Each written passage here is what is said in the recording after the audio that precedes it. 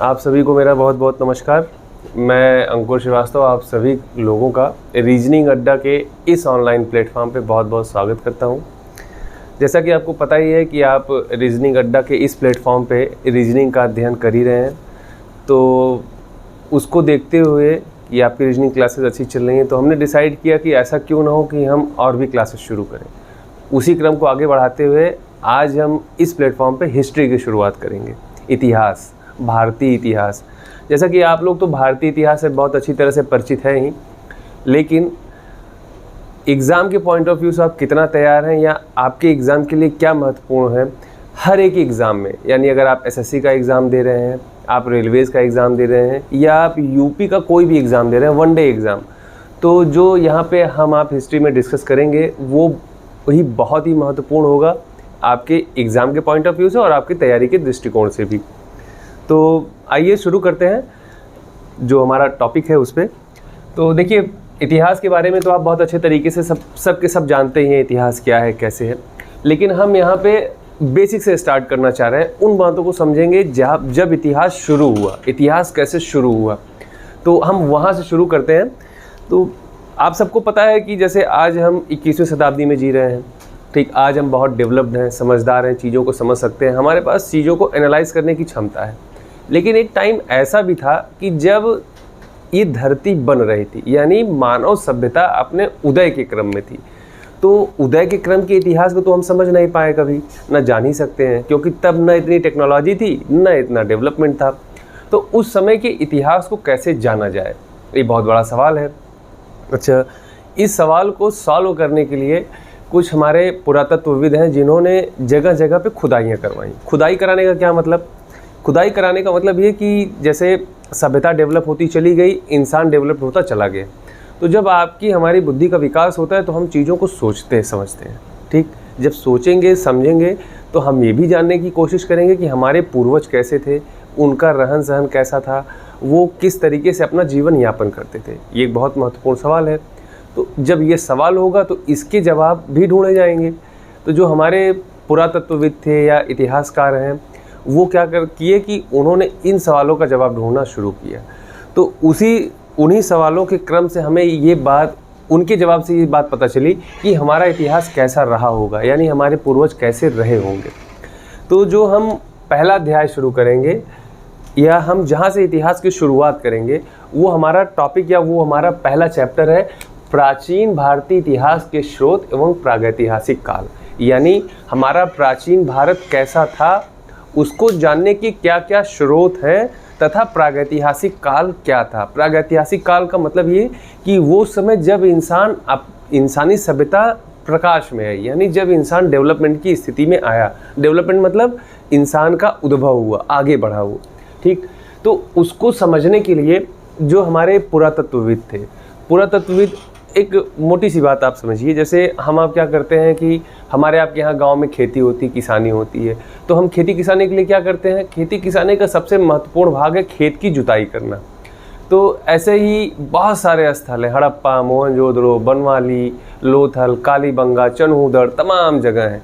तो ये पता कैसे चला कि यहाँ इंसान रहता भी होगा? तो ये पता ऐसे चला कि आज के समय में हम लोग बड़े बड़े कृषि यंत्रों का इस्तेमाल करते हैं। मान लीजिए हम ट्रैक्टर लेके खेत में गए, जुताई कर रहे हैं। अब ट्रैक्टर की फाल ज़मीन में गई, फाल से ही जुताई होती है, ज़मीन में नीचे गई तो कहीं कोई चीज़ से टकरा के वो फाल रुक गई। अब रुकेगी तो क्यूरियोसिटी है, हम जानेंगे ना कि वो कैसे रुक गई। तो जब हमने उस जगह की खुदाई की तो हमें वहाँ से कुछ पदार्थ मिले, ऐसे मटेरियल जिनका हम आज उपयोग करते हैं अपने दैनिक जीवन में। अच्छा, मान लीजिए कि वो मृदभांड था। मृदभांड का मतलब मिट्टी का बना बर्तन। अच्छा, तो ये हमारे आपके दिमाग में तो सवाल आएगा ही, अरे भाई ये मृदभांड कैसा है, यहाँ कैसे आया, क्योंकि आपने तो उस खेत में उस मृदभांड को डाला ही नहीं है, ठीक। तो उस जगह की क्या करेंगे हम, व्यापक रूप से समीक्षा की जाएगी। अच्छा, ऐसे ही बहुत सारे जिन स्थलों का मैंने नाम लिया, हड़प्पा, मोहनजोदड़ो, तो इन स्थलों को क्या हुई, व्यापक उनकी जांच पड़ताल की गई। तो जांच पड़ताल में ये बात सामने आई या ये बात पता चली कि यहाँ पे आज से बहुत पहले इंसान रहा करते थे और ये उनकी ज़रूरत के सामान है। ज़रूरत का सामान मतलब मृदभांड मतलब होता है मिट्टी का बर्तन, यानी उस समय का इंसान क्या करता था, मिट्टी के बर्तन का इस्तेमाल करता था। तो ये जानने वाली रोचक बात हुई। ऐसे ही जब हमारी आपकी क्यूरियोसिटी बढ़ी या उन इतिहासकारों के पुरातत्वविदों की क्यूरियोसिटी बढ़ी तो उन्होंने और बड़े भूभाग को एक्वायर किया यानी इकट्ठा किया और उसकी खुदाई करवाई। तो खुदाई करवाने से वहाँ पे तमाम तरह की ऐसी ही चीज़ें हमें प्राप्त हुई। इससे ये पता चल पाया कि हमारा प्राचीन भारत कैसा था। तो जो हमारा प्राचीन भारत है इसको समझने के लिए जो भी हमें साक्ष्य प्राप्त हुए हैं इसको हम दो भाग में बांटेंगे। कितने भाग में? दो भाग में। पहला भाग है पुरातात्विक स्रोत। पुरातात्विक स्रोत का मतलब ये कि खुदाई में प्राप्त हुए सामान या अवशेष, यानी जो जिन जगहों की खुदाइयाँ की गई हैं उन जगहों से प्राप्त हुए जो भी मटेरियल है, जो भी सामान है, वो क्या कहे जाएंगे? पुरातात्विक कहे जाएंगे, यानी पुरातात्विक सामान है।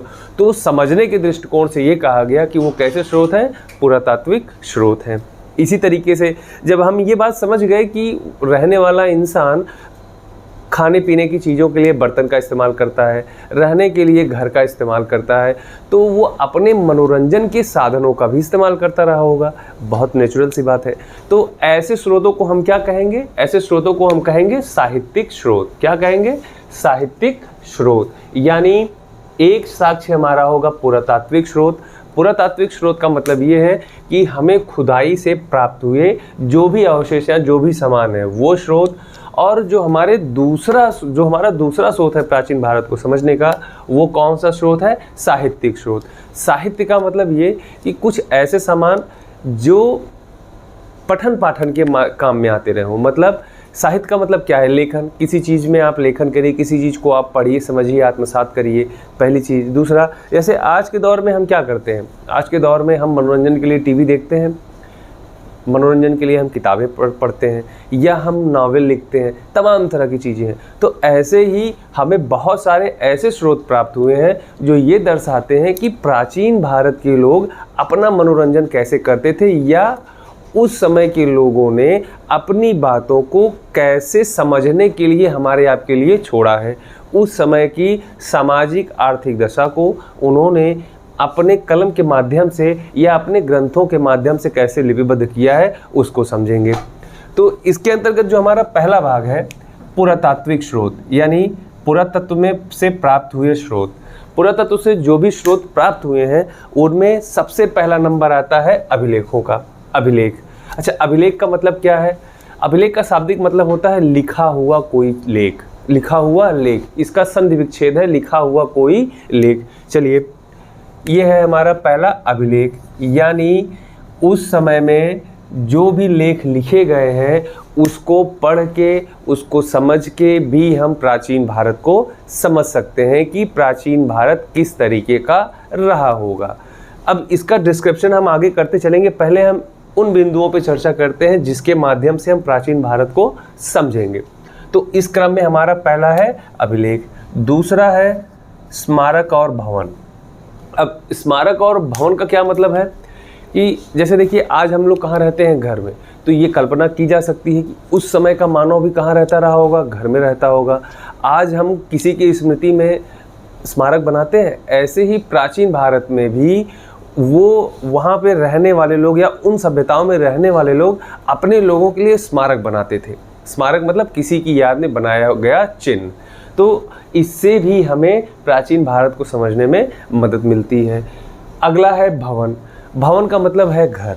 हम लोग किस में रहते हैं? घर में रहते हैं। तो उस ज़माने के लोग भी घर में रहते रहे होंगे, यानी उस समय के जो हमें भवन मिले हैं उससे हमें उस समय की वास्तुकला का परिचय प्राप्त होता है। वास्तुकला का परिचय मतलब कि उन्होंने किन मटेरियल से उस घर को बनाया है या विभिन्न प्रकार के घरों को बनाने में इस्तेमाल किए गए ईंट और पत्थर किस तरीके के होते थे। जैसे आज हम लोग घर बनवाते हैं तो घर बनवाने के लिए हम लोग पक्की ईंट का इस्तेमाल करते हैं। पक्की ईंट मतलब कि मिट्टी, एक समानुपातिक रूप से मिट्टी का हम ढेर बनाते हैं, उसको आग में पकाते हैं। ये चर्चा हम आपसे आगे करेंगे कि कैसे कैसे क्या था। बस अभी समझने के लिए इतना जानिए कि उस समय कच्ची ईंटों के घर बनाए जाते थे। अब वो ईंट कैसी होती थी, उसका शेप और साइज़ क्या होता था, ये हम जब इस पॉइंट को समझेंगे तो उसमें बहुत डिटेल में पढ़ेंगे। तीसरा है सिक्के। हमारा तीसरा पॉइंट है सिक्का। जैसे आज हम आप हैं तो हम आप रहते भी हैं, हमने आपने रहने की व्यवस्था कर ली, खाने की व्यवस्था कर ली, लेकिन हमें आपको व्यापार करने की भी जरूरत है। बिना व्यापार के तो आप पैसा कमा नहीं सकते हैं। तो व्यापार करने के लिए आप या तो मुद्रा छापेंगे या आप किसी और वस्तु में विनिमय करेंगे। तो हम आप जैसे आज 2 रुपये, 5 रुपये, 10 रुपये का सिक्का या नोट इस्तेमाल करते हैं, ऐसे ही प्राचीन भारत से भी हमें सिक्के प्राप्त हुए हैं। यानी प्राचीन भारत में हुई खुदाइयों में भी हमें सिक्के प्राप्त हुए हैं, जिनके माध्यम से उस समय के विनिमय को समझने में भी हमें क्या मिलती है? मदद। विनिमय मतलब वस्तु व्यापार का क्रम या वस्तु व्यापार के नियम, उससे भी हमें प्राचीन भारत को समझने में मदद मिलती है।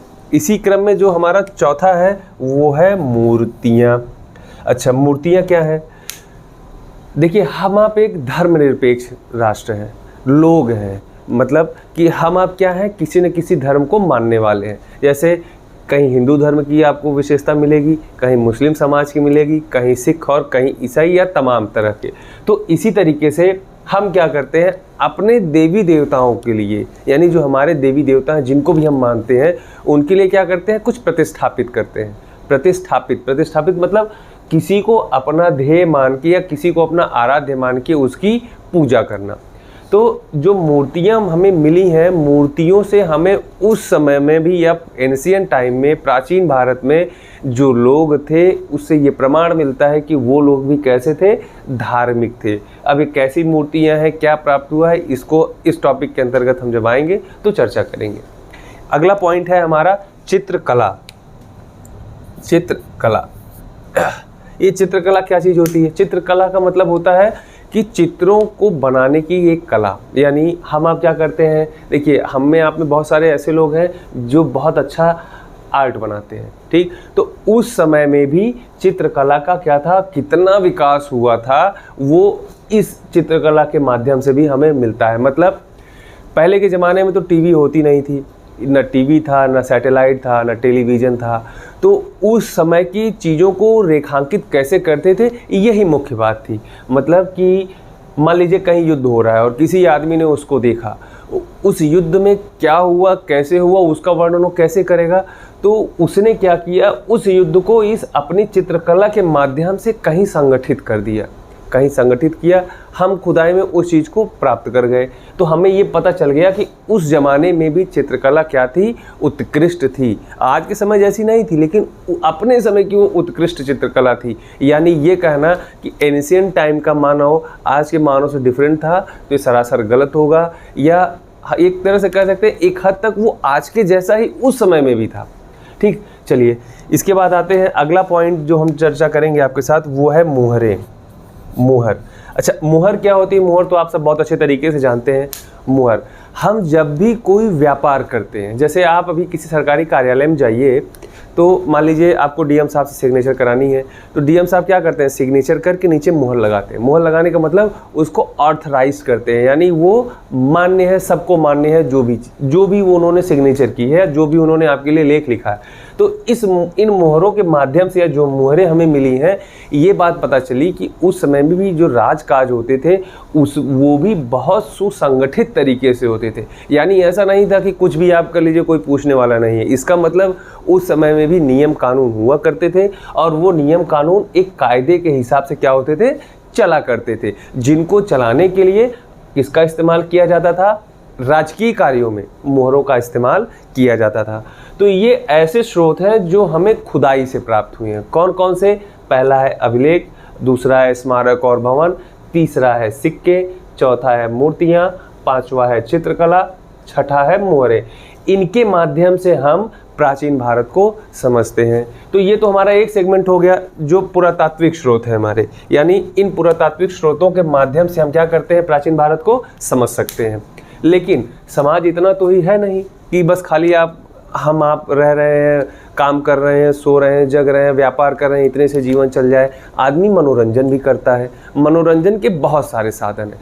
कुछ लोग किताबें पढ़ के मनोरंजन कर रहे हैं, कुछ लोग गाना देख के मनोरंजन कर रहे हैं। ऐसा हमारे आपके साथ भी होता है। हर आदमी की अपनी एक चॉइस है। तो इसी क्रम में हमें कुछ साहित्यिक स्रोत भी प्राप्त हुए हैं जिनका अनुपालन हम आज तक कर रहे हैं। जैसे हम लोग पढ़ते हैं महाकाव्य, महाकाव्य कौन से हैं? रामायण हो गया, महाभारत हो गया, जिनको पढ़ते हैं और जिसका हम क्या करते हैं? अनुपालन आज कर रहे हैं। तो ऐसे ही बहुत सारे साहित्य हैं जिसमें इस साहित्यिक स्रोत को हमने दो भाग में बांट दिया है। पहला स्रोत है भारतीय स्रोत, भारतीय साहित्य के स्रोत, यानी जो भारत में भारत के लोगों द्वारा लिखे गए स्रोत हैं वो। दूसरा है विदेशी साहित्य। विदेशी साहित्य का मतलब ये कि उस जमाने में विदेशी व्यापार भी हुआ करता था, जिनमें हम किसका इस्तेमाल करते थे? मोहरों का इस्तेमाल करते थे। यानी राजकीय कार्य में मोहरों का इस्तेमाल होता था जब हम वस्तु विनिमय करते थे। तो अगर इस बात से ये तो हमें कंफर्म हो जाता है कि अगर मुहर का इस्तेमाल कर रहे हैं तो हम किसी देश के साथ व्यापार कर रहे होंगे, यानी वहाँ का वो आदमी, वो विदेशी आदमी भारत आता रहा होगा, तभी तो आप व्यापार करेंगे। तो आने के साथ साथ तो एक अगर आदमी आएगा तो ऐसा तो है नहीं, उस समय तो प्लेन और हेलीकॉप्टर हुआ नहीं करते थे कि इंसान आया आज और कल चला गया। आज के दौर में भी बहुत सारे विदेशी लोग आते हैं जो व्यापार करने के से पहले यहाँ की स्थिति परिस्थिति को जानते हैं, समझते हैं। तो इसी तरीके से मान लीजिए कि उस समय कोई अगर आदमी आया रहा होगा और वो रचनाकार रहा हो, यहाँ 4 दिन 6 दिन 10 दिन रहेगा तो अपने साथ कुछ न कुछ तो लेके आएगा हो, या वो कला हो चाहे वो उसकी साहित्यिक सोच हो। तो ऐसे बहुत सारे विदेशी कलाकार रहे, विदेशी लोग हैं, जैसे मेगस्थनीज हो गए, इब्ने बतूता हो गए। वो लोग भारत आए, भारतीय चीज़ों को समझा और यहाँ से जाने के बाद उसी को लिपिबद्ध कर दिया। यानी कहने का मतलब ये कि वो यहाँ पे आए, यहाँ की जो सामाजिक और सांस्कृतिक दशा थी उसको उन्होंने देखा, समझा। देखने समझने के बाद जब वो वापस गए तो उसको एक किताब के माध्यम से नोट बना के उन्होंने रख दिया। तो वो क्या कहे गए? विदेशी साहित्य कहे गए। इनके माध्यम से भी हम चीज़ों को समझते हैं। तो अब भारतीय साहित्य में आ जाइए। भारतीय साहित्य में हम पहला टॉपिक जिस पे हम चर्चा करेंगे वो है धार्मिक साहित्य। धार्मिक साहित्य मतलब ऐसे साहित्य जिनके माध्यम से धर्म, कर्मकांड, इनके विषय में हमें जानकारी मिलती हो, उनको क्या कहा गया? धार्मिक साहित्य कहा गया। इसी तरीके से धर्मनिरपेक्ष साहित्य, धर्मनिरपेक्ष साहित्य के माध्यम से भी बहुत सारे ऐसे अलंकरण प्राप्त हुए हैं जिनसे हम प्राचीन भारत को समझ सकते हैं। तीसरा है संगम साहित्य। संगम साहित्य का मतलब ये कि हम इसके अंतर्गत दक्षिण भारत, यानी जो दक्षिण भारत, तमिलनाडु, केरल, कर्नाटक, उड़ीसा, आंध्र प्रदेश, ये वाला क्षेत्र है, उस वहाँ का जनजीवन किस तरीके का था, संगम साहित्य के माध्यम से हम क्या करेंगे? उनको समझने का प्रयास करेंगे। आ जाइए, तो ये तो थे भारतीय साहित्य के स्रोत। अब आ जाइए विदेशी साहित्य के स्रोत क्या है। ठीक, अब देखिए यहीं से मज़ेदार बातें शुरू होती हैं। कैसे? इसमें जो पहला क्रम है उसमें है यूनान और रोम के लेखक। यूनान और रोम के लेखक, जैसे पीटर मुंडी एक यात्री था। पीटर मुंडी क्या करता है? वो रोम का रहने वाला, तो वो आता है भारत, यहाँ आया। जब यहाँ से घूम घाम के वापस गया तो उसने यहाँ पे देखी हुई चीज़ को किताब के माध्यम से लिख के रख दिया। इसी तरीके से बहुत सारे यूनानी यात्री हैं जो भारत आए। जब हम इन टॉपिक को पढ़ेंगे तो इसका बहुत अच्छे से विश्लेषण करेंगे। अब ये समझिए नोट के टाइप में कि जो विदेशी साहित्य हैं इनके अंतर्गत कौन कौन सी चीज़ें हैं या कौन कौन सी बातें हैं। तो इसमें पहला है यूनान और रोम के लेखक, दूसरे हैं चीनी लेखक। जैसे यूनान और रोम के लेखक आए उसी तरीके से चीनी लेखक भी भारत आए। क्यों आए? क्योंकि भारत में बौद्ध धर्म का उस वक्त बहुत प्रचार प्रसार था। अब चीन एक ऐसा देश है जहाँ पे बौद्ध धर्म को बहुत बड़ी मान्यता प्राप्त है। ठीक, तो भारत में जो भी बौद्ध मठ है या बौद्ध स्थान है, उनको देखने के लिए चीनी यात्री क्या करते हैं? भारत आते हैं। देखने के, सुनने के बाद जो देखा सुना उसको किताब के माध्यम से उन्होंने लिख के रख दिया। तो इसका जिक्र हम आगे आपसे करेंगे, कौन कौन थे, कैसे उन्होंने किया। इसी तरीके से हैं अरबी लेखक। अरब मतलब वो अरब कंट्रीज से आने वाले जो भी यात्री या लेखक थे, उन्होंने जिन बातों को लिखा सुना है वो क्या थी, उसको भी हम समझने का प्रयास करेंगे। तो हमारे इस पहले सेगमेंट में बस इतना ही। अगले वीडियो में जब हमारी आपकी मुलाकात होगी तो इन बातों का हम विधिवत आपके साथ डिस्कशन करेंगे। तब तक के लिए नमस्कार।